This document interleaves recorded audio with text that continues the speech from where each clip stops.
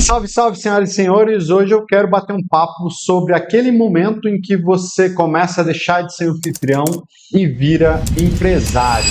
Essa semana, conversando com um dos meus novos clientes, ele me falou, perguntei sobre os desafios e as questões que ele estava tendo, e ele citou ali, entre várias coisas, que na verdade os problemas que ele tinha era de empresa mesmo. Ele falou assim: Márcio, o que eu tenho é problema de empresa mesmo. E o que ele quis dizer com isso? Que os problemas de gestão eles foram se somando ali, até que chegou um momento que ele falou: cara, eu não tenho um financeiro bem estruturado, hoje eu tenho dificuldade para contratar pessoas, eu tenho uma dificuldade para gerir ali a minha operação, as demandas do dia a dia estão me sufocando. Então, problemas que quase todo pequeno empresário um dia enfrenta, principalmente quando não tem ali um know-how, ou ele ainda não está acostumado com esse tipo de organização. Então vamos bater um papo sobre isso. Primeiro, quase todo anfitrião, ou grande parte dos anfitriões, começaram numa jornada da renda extra. O que significa isso? Que ele tinha uma ocupação principal, muitas vezes ele era funcionário de uma empresa, ele tinha outro negócio, ele era um servidor público, ele, enfim, era autônomo, tinha uma ocupação principal e começa ali a fazer um Airbnb para experimentar e tudo mais. E aí aquilo vai ganhando corpo, ele coloca um segundo imóvel, um terceiro, dali a pouco chega o cunhado dele, o parente, e fala: olha, eu também tenho, queria que você cuidasse do meu. E aí ele começa também, às vezes, prestar serviço, fazer uma parceria, e isso vai crescendo. Quando você tem um modelo de negócio e um mercado faminto por gente qualificada, é normal que as oportunidades vão aparecendo. Conversei com um membro do Master ontem mesmo, do nosso Mastermind, e ele falou assim, ele até deu uma pausa na reunião, quando ele voltou ele falou: acabei de arranjar um pepino, acho que eu peguei mais 15 imóveis. Então, ele foi para uma reunião, tinha uma conversa com outro pessoal e acabou se comprometendo ali com uma outra operação nova. E muito, de forma muito orgânica, por meio de indicações, e às vezes as coisas vão crescendo num mercado que tem demanda. E o que acontece? O anfitrião que dá certo, vamos dizer assim, aquele que continua na atividade ao longo dos anos, muitas vezes é um cara que é bom resolvedor de problemas, ou boa resolvedor de problemas, principalmente se é uma pessoa que dá conta de resolver os BOs que aparecem. É hóspede reclamando, é um hóspede que chegou antes do horário, é a plataforma que mudou, enfim, os desafios ali são cotidianos. Então, não é muito difícil que essas pessoas que deem certo aí no mercado tenham uma tendência a serem centralizadores, ou seja, fazem muitas coisas elas mesmas. Eu tenho um cliente lá dentro do Clube dos Anfitriões que ele já está com seus mais de 30 imóveis e ele continua fazendo a limpeza. E está tudo bem, se é esse o caminho que ele quer seguir, ok. Mas se ele continua fazendo a limpeza, ou muitas vezes fazendo a limpeza de um imóvel de temporada, isso acaba tirando ele da possibilidade de crescer em outras áreas, em pegar mais parcerias, em estruturar a sua operação e tudo mais, porque é humanamente impossível cuidar de tudo. Até ouvi um cara falando, ontem eu vi uma comparação até meio grosseira, ele falou: o Cristiano Ronaldo joga futebol, mas ele não joga basquete, então ninguém consegue fazer tudo de forma em alto nível, né? O ser humano não consegue focar em múltiplas coisas ao mesmo tempo e desempenhar muito bem todas elas, né? A gente tem uma ilusão do multitarefa, mas na verdade toda vez que a gente troca de contexto a gente acaba perdendo, né? Então, essa questão, né, do anfitrião ele vai centralizando é uma coisa que eu mesmo vivi muitas vezes. Então, ter a habilidade de gerir a equipe, liderar o seu time, indicar o caminho que estão seguindo é algo que todo anfitrião que quer se tornar empresário precisa desenvolver. E aí, tem até no livro acho que é do Gene Hackman, ele fala o seguinte, ele fala que toda empresa, né, no final das contas, ela tem 3 áreas principais. Ela tem aqui uma área de vendas, uma área comercial, né, vamos colocar aqui vendas, comercial, marketing, que é onde entra o oxigênio, né, onde entra a caixa. Vou colocar aqui um. A gente tem uma área de operações,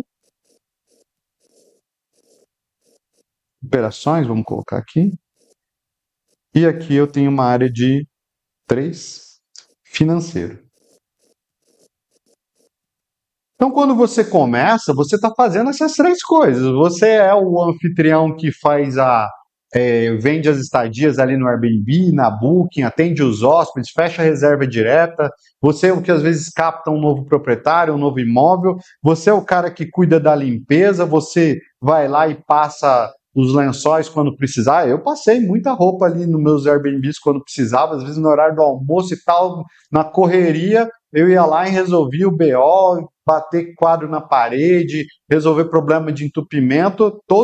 Se perguntar aí para todo grande administrador, ou para a maioria deles do mercado, todos vão falar que já desentupiram privado aí dentro do mercado de aluguel de temporada. Então, operação é algo que é quase que está umbilicalmente ligado aí ao mercado de curta temporada.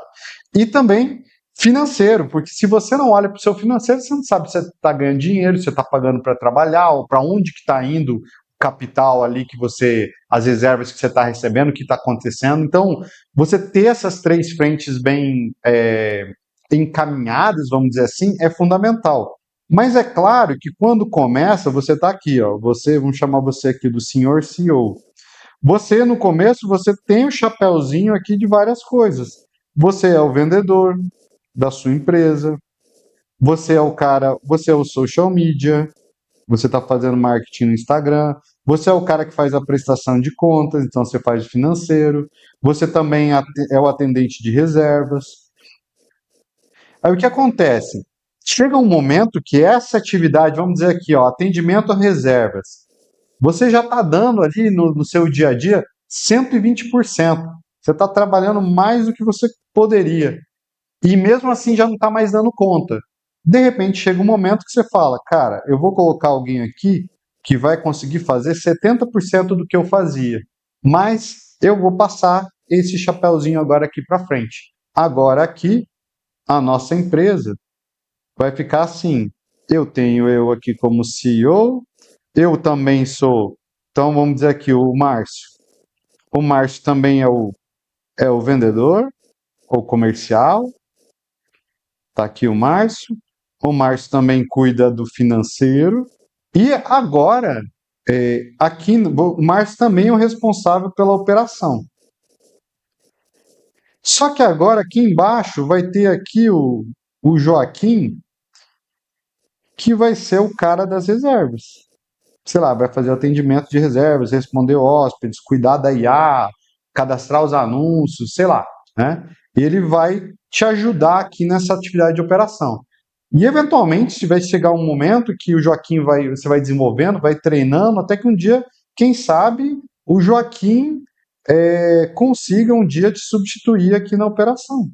E agora o Joaquim é o dono da operação. Só que para isso, talvez aqui chegou um momento em que o Joaquim também, com muitas atividades, a empresa crescendo, ele vai ter que contratar o André para cuidar das reservas.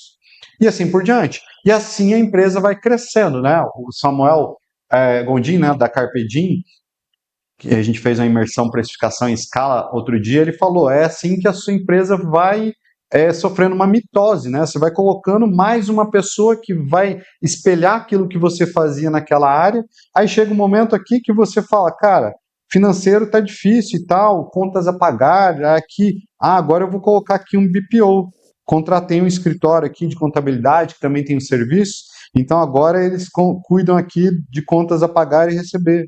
Eu agora não preciso mais ficar cuidando ali dos boletos todos que precisam ser pagos. E assim a sua empresa vai se transformando. Então, assim, é necessário que você comece a enxergar, que você comece a ter clareza de qual empresa, qual negócio você está construindo. Então, até uma vez eu ouvi um cara falando, o empreendedor todo dia de manhã tem que sair de casa, levantar da cama para construir a sua empresa ideal, aquilo que ele tem na mente. Só que é claro que durante grande parte da sua jornada vai ser meio que por aqui, ó. Você vai você vai ter muito chapéu, você vai fazer muita coisa e tá tudo bem. Mas conforme o negócio vai crescendo, você vai aumentando o seu faturamento, você vai conseguindo buscar aquele rumo daquela sua empresa que você está querendo visualizar. Agora, se você não tiver pelo menos clareza de quais são as funções que você tem na sua empresa, então, a primeira coisa que você tem que fazer é ter uma clareza de, cara, o que eu tenho aqui dentro da minha operação? Ah, eu tenho vendas, eu tenho operação, eu tenho a área de prestação de contas, relacionamento com o cliente, hóspede, captação. Então, você precisa desenhar a estrutura da sua empresa. Isso é um trabalho que a gente faz com os nossos mentorados, com os membros do nosso Master, para que a estrutura organizacional da empresa esteja definida, para que a partir daí ele comece a trabalhar. E aí entra uma outra questão que também é importante, que é o seguinte, que é a famosa priorização. Se você tentar resolver todos esses problemas aqui, todos os problemas e desafios que a sua empresa tem, explorar todas as oportunidades de uma vez só, vai ser muito difícil. Isso é muito comum. Chega as pessoas lá na mentoria e falam, cara, Márcio, eu não sei nem por onde começar. É, porque está faltando priorização. E é por isso que uma hierarquia de planejamento ela é importante. Então, o que eu gosto de trabalhar é o seguinte, que você tenha uma visão, aqui, ó, visão para o seu negócio, tá? Então você tem clareza, eu quero montar uma empresa com 100 imóveis, que fature 2 milhões por ano, eu quero ter 10 imóveis. Então, aí tudo depende do apetite de cada um. Eu tenho um mentorada que falou, cara, eu quero 5 imóveis, eu só quero ter 5, é para ser uma renda extra, então eu estou feliz com 5, beleza. E já tem mentorado que quer criar um negócio com 500 imóveis, então cada um com a sua apetite e com a sua visão, né? A gente tem programas diferentes para perfis diferentes. Mas beleza. Dessa sua visão de longo prazo, muitas vezes você vai ter que trazer um plano ou uma visão para, vamos simplificar aqui, mas um plano de 3 anos. Cara, nos próximos 3 anos, esses 100 imóveis, eu já quero conquistar, sei lá, 40. Tá, mas 3 anos ainda é um horizonte de tempo muito grande, né? Então, beleza, você quer 40, mas para chegar nesses 40 em 3 anos, a gente vai ter que construir um plano anual. E não é um plano, claro, depende do tamanho do seu negócio, mas eu vou colocar aqui como uma visão para 3 anos. Eu gosto dos instrumentos de planejamento mais simples, né? Não gosto de instrumentos de planejamento muito complexos que vão deixar ali a sua vida mais complicada. Então, você tem aqui um plano anual onde você vai ter que descrever o que você vai fazer no primeiro trimestre. Então, aqui, ó, trimestre 1, trimestre 2, trimestre 3, trimestre 4. Né? E aqui você vai, esse trimestre você só vai pegar para fazer A e fazer B. Ou seja, você tem um monte de coisa. Para chegar naquela sua visão de 100 imóveis, não vai ser do dia para a noite. Mas para isso você tem que trazer uma perspectiva anual e depois chegar numa perspectiva aqui trimestral. Então, na minha faculdade de computação, a gente tinha uma máxima que era o seguinte, cara, que é o seguinte, vem do mundo dos algoritmos aí, dividir para conquistar. Eu acho que isso vem até da área militar. Dividir para conquistar. Você tem um objetivo grandão desse tamanho aqui, ó, você quer conquistar o mundo, você vai ter que pegar isso aqui e vai ter, como diz o Jack, uma partezinha de cada vez. Né? Você vai ter que ir comendo isso aqui aos poucos. Você vai ter que fazer aos pouquinhos o seu planejamento. E aí, por fim, para a gente aqui não estender tanto esse vídeo, sobre planejamento e gestão, aqui dá para a gente ficar algumas horas aqui conversando, é um dos temas que a gente mais trabalha dentro do nosso programa de mentoria, é o seguinte, se você tem uma visão de longo prazo, vamos chamar aqui uma visão de 3 anos, que você tem agora um plano anual, você tem que ser capaz de colocar isso aqui, traduzir isso aqui